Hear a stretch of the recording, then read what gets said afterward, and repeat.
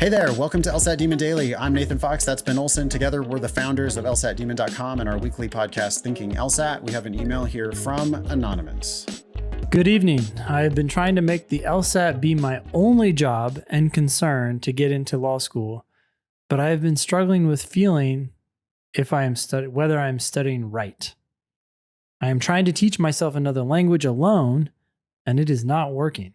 Please give me some sound advice on what you all think will help me to feel motivated and confident to not only study but learn from my mistakes and master the LSAT to the best of my mental capacity. How can I utilize your resources to be successful with this and build my confidence? I want to start there before we do the second question. Yeah, second question. You seem to be very concerned about your confidence and whether you can succeed. What's your take on this situation? You need to get the easy ones right. Start with getting the easy ones right. If you're a Demon student, go to Demon, start drilling, do maybe logical reasoning because those are the shortest little bites. Do one question and get it right. You have to practice getting the questions right. That should build your confidence. It will also be building your understanding because you're going to be just figuring the questions out, getting them right mostly. When you miss questions, the Demon has video explanations, written explanations, and an ask button built right in. So you can get lots of help for the ones that you didn't solve yourself. But the way to build your motivation, the way to build your confidence, the way to learn this language of the LSAT is one question at a time and just practicing getting the easiest stuff right, which is what will happen if you just use the Demon. The Demon is going to give you questions that are at a just right level of difficulty for you, and you should be getting about 80% of those questions right. If not, the Demon will actually make the questions easier for you so that you can hopefully find that 80% just right level of challenge. On the ones that you miss, you can look at the explanations, you can figure them out, you can ask for help if you need it. But on the majority of questions, you'll be getting them right, which will hopefully get you moving in the right direction. Okay. Second question. I have a bachelor's degree in business, and I've been trying to apply as a legal secretary, aide, or receptionist. Really, any job working in a law office that is entry level, and I'm not getting called back. What do you all suggest for this? Am I wasting my time?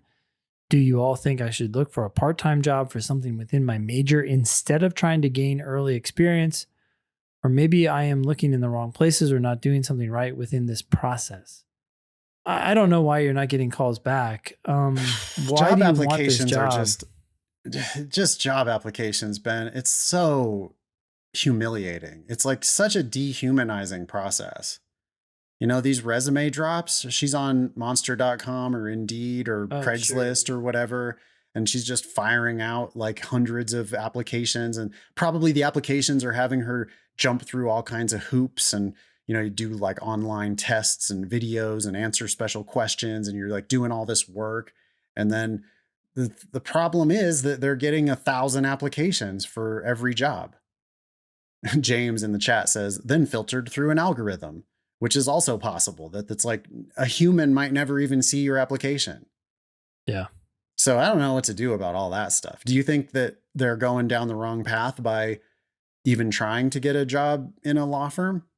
Well, I think if the motivation is to improve your application, it's the wrong motivation. I think the only benefit to getting a legal job is to make sure that you're not going down the wrong path. If you absolutely hate working as a legal secretary, aide or paralegal, then, you know, law isn't for you. Yeah. If you get there and you're like, oh my God, this is the most toxic environment I've ever been in. Like it makes me want to die the second I show up at work every day. Then that's a pretty clear indicator that like, you're not going to like law firm life. Yeah. So sure, get some kind of a job there to figure out whether you're going to like it or not. There's a lot of reason to do that. I mean, one thing they say, you know, should I instead try to get a job within my major?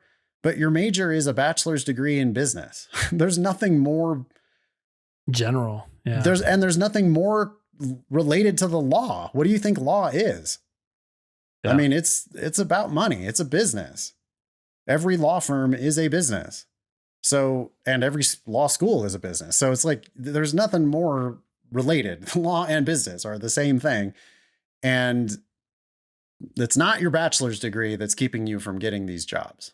I do think that resume drops or anything else like that are extraordinarily ineffective ways Yep. of getting a job. We've recommended her book before, but Rachel Gezersay's The Law Career Playbook, the Yep. guerrilla guide to getting a legal job you actually like, is going to be something that's helpful for you to get a job in a legal setting, but it's also just going to be helpful for anyone looking for a job, period, because the principles apply elsewhere.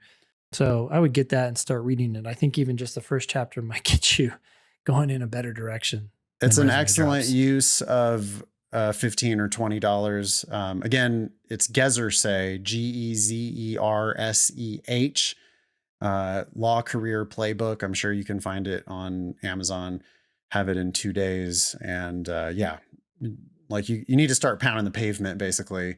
Use your network to get informational interviews to get to where you're actually talking to people, because these resume drops and emails and cover letters and bullshit is just like, it's horrible. I mean, it's just not a good system at all. And it's not surprising that you're getting very frustrated doing it that way. So yeah, try Yeah, this and other I would add that building a network or anything like that may sound daunting and long term, but the reality is even a small step in that direction is going to be exponentially faster than trying to go through some algorithm.